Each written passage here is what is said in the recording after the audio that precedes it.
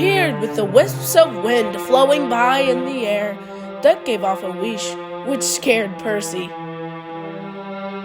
Not too much later, the sheds were filled with chatter. Everyone was talking all at once. All but Duck, Percy, and James spoke the whole night. "Well, I'll say it's time for the annual Halloween story," said Edward. "Everyone get ready." The engines hushed for their peer Edward. "Ahem. A few Halloweens ago," he began, "an engine was to collect a new shining coach from Wellsworth Station. It was red, but already filled with passengers. It was converted to narrow gauge. As the coach was so small, there was no use for it on our soil. But soon after it caused a huge accident under a mine, it was rediscovered and repurposed for our gauge. But ever since that accident, and when it was rediscovered, the coach hasn't been seen being pulled ever again."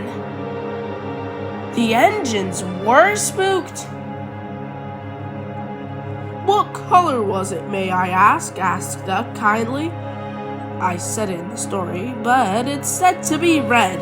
But depending on the time of day, apparently, it is able to change its shade to blend in," said Edward eerily.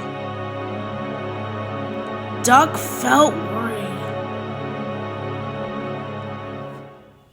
The next day, the engines, for Halloween of course, were going to dress up for the children. "I don't have to dress up. I'm so popular, I might as well just be myself," boasted Thomas. You haven't gone to London," boasted Gordon back. Thomas laughed. As the engines continued to ramble on, Duck began to wonder. Was that the coach? He thought to himself. Later that day, the yard was getting prepared for the Halloween party. Sir Topham Hatt sent Duck to take the cars out of the yard. But without thinking about it, he was to drop off a red, small coach at the yard. Soon, well, not really soon, but all the way from Crovan's Gate came Percy. He had a flatbed with Rheneas on it. Percy was tired. "Oh my," Percy said. "I'm tired. I didn't realize how long of a puff it was to get to Crovan's Gate. Oh, okay. Oh, back to Crovan's Gate I go. See you in a little. Bye, Duck." A few hours later, Duck sat alone. But then, Percy came with Duncan. He had grumbled the whole time. "Will you be quiet?" yelled Percy. Duncan was unloaded.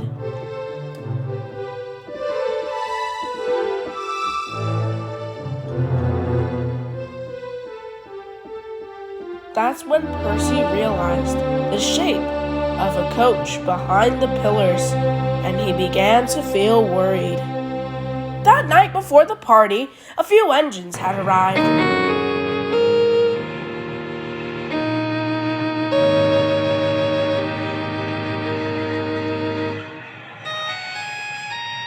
Duck was to take the coach to pick up some of the children, but something was off. The coach was already filled to the brim with people. Duck was worried.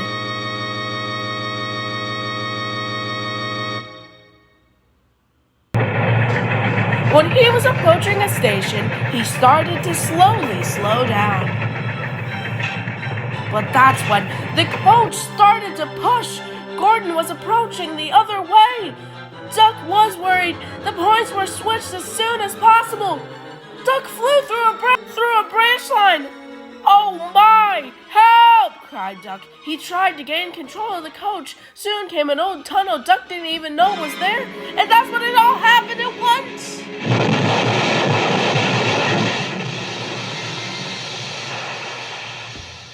Later that night, Duck was found, but the coach wasn't.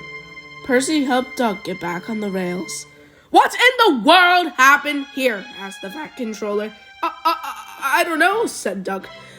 The coach that I was pulling, it's gone, and it was full of people. Oh my, oh dear. I hope I don't get sued, said Sir Topham Hatt to himself. Duck felt horrible. In a few weeks, Duck was repaired. He arrived at Tidmouth Sheds that night. Percy was ecstatic. Duck, are you all right? Asked Percy. Oh, yes, I'm fine now, but I'm just wondering where that coach went. Maybe it will turn into some rolling stock that nobody will ever notice again, like that brake van that I still think is haunting the railway. Well, you two seem to have a friendship in motion. Duck, would you like to come into my berth instead? Duck felt welcome. He puffed into the shed, remembering the Halloween night right next to Percy. Roll the credits!